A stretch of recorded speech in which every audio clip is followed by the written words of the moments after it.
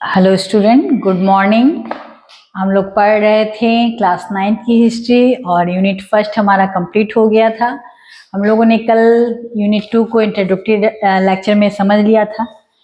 Unit 2 में basically हम लोग 2 लेसन पढ़ेंगे। पहला जो आज हम बात करेंगे वो हम लेसन 4 में बात करेंगे वन समाज और उपनिवेशवाद, forest society and colonialism. Forest society and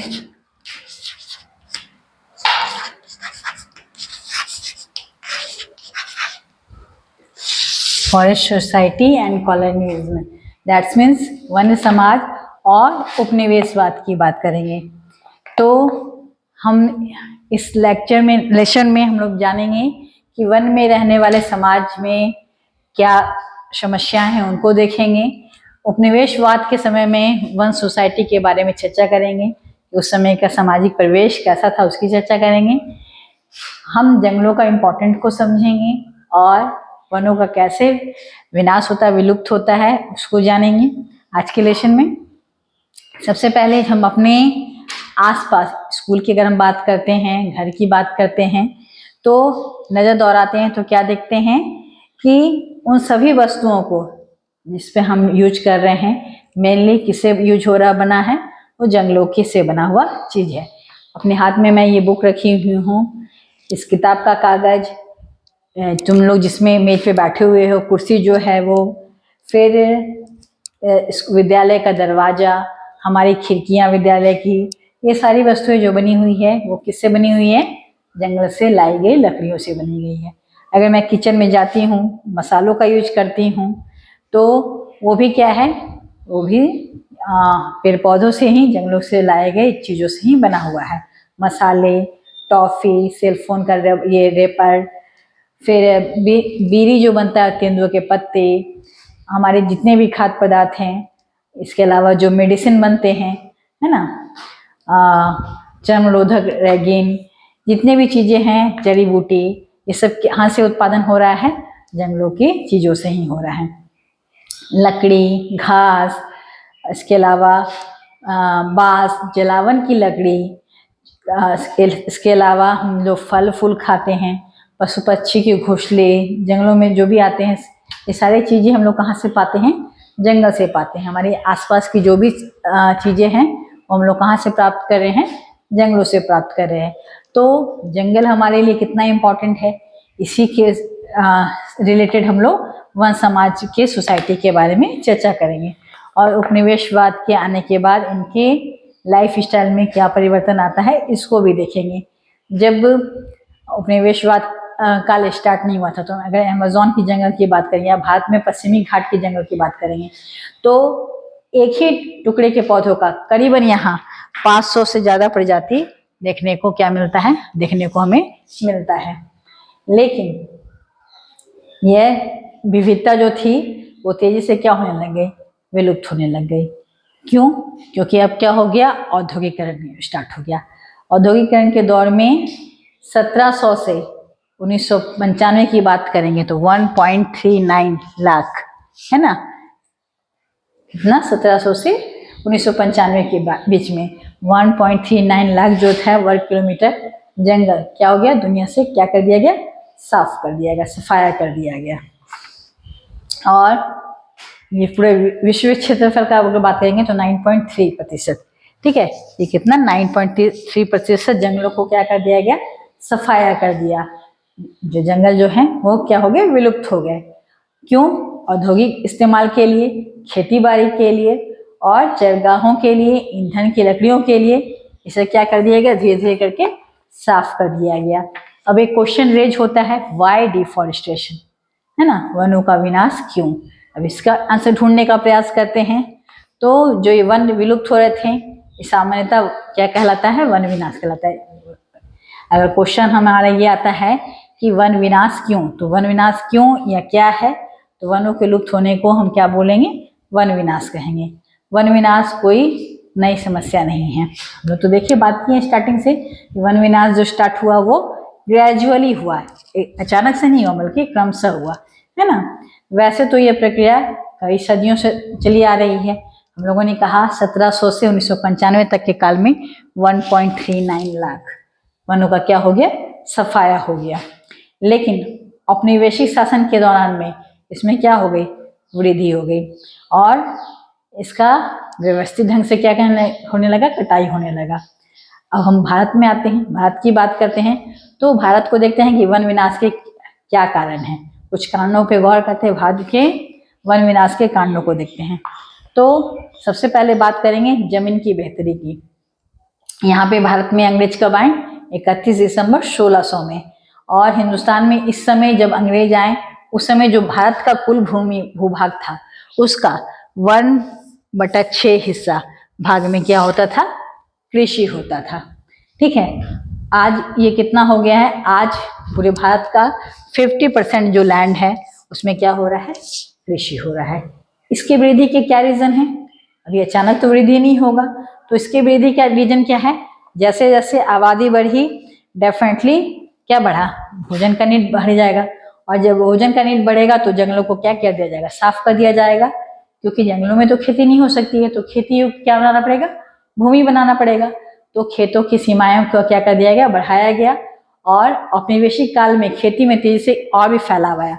अब इसकी वजह क्या है कि औपनिवेशिक काल में खेती की सीमाओं को क्यों बढ़ाया गया, तो पहली बात तो ये थी कि जब यहाँ अंग्रेज आए तो उन्हें स्टेपल डाइट की मेनली जरूरत नहीं थी, उन्हें क्या चाहिए था, कॉमर्शियल क्रॉप्स, है ना, व्यवसायिक खेती। वो किस तरह की फसलों को उगाने की बात कर रहे थे, व्यवसायिक खेती करने की बात कर रहे थे। और व्यवसायिक खेती में जैसे पटसन, गन्ना, जूट, कपास, चाय, कॉफी, है ना, इस तरह के फसलों के उत्पादन को क्या कर रहे थे, प्रोत्साहित कर रहे थे। 19वीं सेंचुरी तक में यूरोप में बढ़ती शहरी आबादी के लिए पेट भरने के लिए अब क्या चाहिए था, खाद्यान्न फसल चाहिए था, स्टेपल डाइट चाहिए था। 19वीं सेंचुरी में भी यूरोप में क्या होने लगा, आबादी पॉपुलेशन रेज होने लगा। अब वहाँ केवल व्यवसायिक खेती नहीं चाहिए, क्योंकि उनको स्टेपल डाइट की भी जरूरत है, खाद्यान्न फसल की भी जरूरत थी। और औद्योगिक उत्पादन के लिए एक चीज और चाहिए था, वो था कच्चे माल, रॉ मटेरियल। यूरोप में या कहीं बात हम कहेंगे इंग्लैंड में अब क्या हो चुका है, औद्योगिकरण हो चुका है। तो औद्योगिकरण की जब शुरुआत हो चुकी है तो उसे क्या चाहिए, कच्चे माल चाहिए। लिहाजा इन फसलों की मांग का इजाफा हुआ। और दूसरी वजह यह भी थी कि 19वीं सेंचुरी में शुरुआत में औपनिवेशिक सरकार ने जंगलों का क्या समझा, अनयूजलेस समझा कि यूजफुल चीज नहीं है, जंगलों को आराम से कटाई किया जाए। अगर बात कर रहे हैं कि वाई डिफॉरेस्टेशन की बात करें तो जब यहाँ अंग्रेज जब यहाँ आए तो उसको जंगल जो था हमारे यहाँ इंडिया में अनयूजफुल चीज लगता था, यूजलेस चीज लगता था, उनके लिए हिसाब से ये क्या थे, व्यर्थ के चीज थे। और यहाँ क्या करना चाहिए, इसको सफाई करके खेती करने के लिए खेती करना चाहिए, जिससे राजस्व और कृषि उत्पादन में क्या हो जाएगा, बढ़ोतरी हो सकेगा। उनको ये लगता था स्टार्टिंग में। इस तरह राज की आय भी बढ़ेगी, उनका ये मानना था। इसी वजह से 1880 से लेकर 1920 के काल में इस खेती योग्य जमीन को क्या किया गया, क्षेत्रफल बढ़ाया गया। 1880 से 1920 के काल में अंग्रेजों ने क्या किया कि खेती के योग्य जो जमीन है 1880 से, है ना, उसको बढ़ाया जाएगा। और खेती योग्य भूमि जो था इस समय 67 लाख तक हेक्टर तक हो गया। लेकिन ये तो हम लोग स्टार्टिंग फेज में देखिए, खेती के विस्तार को हमें क्या मानते थे, विकास का सूचक मानते थे। जितना खेती का विकास ये होगा, उत्पादन प्रोडक्शन बढ़ेगा, वो हमारा विकास का सूचक होगा। लेकिन हमें ये नहीं भूलना चाहिए कि जमीन को जोतने के लिए क्या करना पड़ेगा, जंगलों की कटाई करना पड़ जाएगा। तो जैसे जैसे अगर खेती के लिए जंगलों का क्या होने लगेगा, डिफॉरेस्टेशन स्टार्ट हो गया। अब इंग्लैंड में क्या स्टार्ट हो चुका है, औद्योगिकरण, स्टार्टिंग से हम बात कर रहे हैं। तो औद्योगिकरण जो स्टार्ट हुआ, अब यहाँ पे पटरी पर स्लीपर की आवश्यकता थी, इसके वजह से भी क्या हो गया, वनों का डिफॉरेस्टेशन स्टार्ट हुआ। पटरी पे क्या चाहिए, स्लीपर चाहिए। 19वीं सेंचुरी सदी में शुरुआत में इंग्लैंड में बलूत जो ओक ट्री, उस क्या होने लगा, जंगल जो थे विलुप्त हो चुके थे। और इसकी वजह से शाही नौसेना बनाने के लिए लकड़ी की आपूर्ति के लिए मुश्किल खड़ी हो गई। वो लकड़ी की आपूर्ति कहाँ करेंगे, तो उनको अपने ही जो कॉलोनीज में स्टेट दिखे। कॉलोनीज में स्टेट हम किसे बोल रहे हैं? औपनिवेशिक राज्य किसे बोल रहे हैं? इस पे अंग्रेजों ने अपना आधिपत्य किया, अपना अधिकार जमाया। तो लकड़ी की आपूर्ति के लिए उनको मजबूत लकड़ी चाहिए था, टिकाऊ लकड़ी चाहिए था। इसके लिए जहाज के निर्माण के लिए। और ये कैसे संभव था? तो जहाज तो बिना जहाज जो था वो बिना कच्चे माल के, बिना लकड़ी के बनेगा नहीं। तो 1820 के 20 में वो खोजीकर्ता जो थे वो कहाँ आए? हिंदुस्तान आए। और ये जो वन संपदा जो था उनके लिए अब क्या होने लगा? वन संपदा का खोज करने लगे। अभी जो चीज जंगल जो उनको क्या लगा था? यूजलेस चीज लग रहा था। ये जंगल को काट के क्या करना चाहिए? खेती योग्य भूमि बनाया जाना चाहिए। अब इनको क्या लगने लगा? एक दशक के भीतर ही इनके सोच में क्या आ गया? बदलाव आ गया। अब इनको जंगल जो था वो क्या लगने लगा? यूजफुल चीज लगने लगा। लकड़ी का हिंदुस्तान से क्या होने लगा? निर्यात होने लगा, है ना। भारी मात्रा में अब लकड़ी कहाँ से जाने लगा? भारत से जाने लगा। 1850 के दशक में रेल लाइनों के प्रसार में लकड़ी का एक नई तरह की मांग पैदा हो गई। लकड़ी से क्या बनता? रेल की पटरी, स्लीपर बनता। शाही सेना के आवागमन में और औपनिवेशिक व्यापार के लिए भी रेल लाइन अनिवार्य हो चुका था। व्यापार भी करेंगे, माल को भी ढोएंगे, निर्यात करेंगे, तो कैसे ढोएंगे? रेल लाइन के रेलवे से ढोएंगे या फिर जहाज से ढोएंगे। दोनों की चीज के लिए हमें क्या चाहिए था? लकड़ी की आवश्यकता थी। इंजन को चलाने के लिए भी ईंधन के लिए तौर पे रेल की पटरियों का जोड़ा जाना जरूरी था। और स्लीपरों पे क्या काम हो रहा था? पहले लकड़ियों का यूज होता था, क्योंकि लोहे का अगर बनेगा तो गर्मी के दिन में क्या हो जाएगा? लोहा सिकुड़ जाएगा आपस में, लकड़ी हमारा फैलेगा नहीं। अब मेनली रेल पटरी स्लीपर जो है वो किसका बनता है? सीमेंट का बनता है। तो एक लंबी रेल की पटरी के लिए करीबन 1760 से 2000 स्लीपरों की आवश्यकता पड़ती थी। ये तो एक सरकारी आंकड़ा के अनुसार बता रहे हैं। अब इतनी सारी लकड़ी की आवश्यकता पड़ेगी तो क्या होगा? वनों की कटाई तो नेचुरली होगी ही। तो भारत में रेल लाइन के जाल बिछा 1860 के दशक में तेजी से फैलाव आया और इस दौरान 1890 तक लगभग 25,500 किलोमीटर तक लंबी लाइन बिछाई जा चुकी थी। इनके लिए क्या होने लगा? इनके लिए वनों का सफाया होना स्टार्ट हो गया। 35,000 पेड़ स्लीपरों के लिए क्या कर दिए गए? 1850 तक में काट दिए गए। आपूर्ति के लिए निजी ठेका पे दे दिया गया। अब वनों का सफाया करना है, लकड़ियां से निर्यात करना है, उसके लिए क्या कर दिया गया? भारत के ही जो निजी ठेकेदार थे उनको क्या दे दिया गया?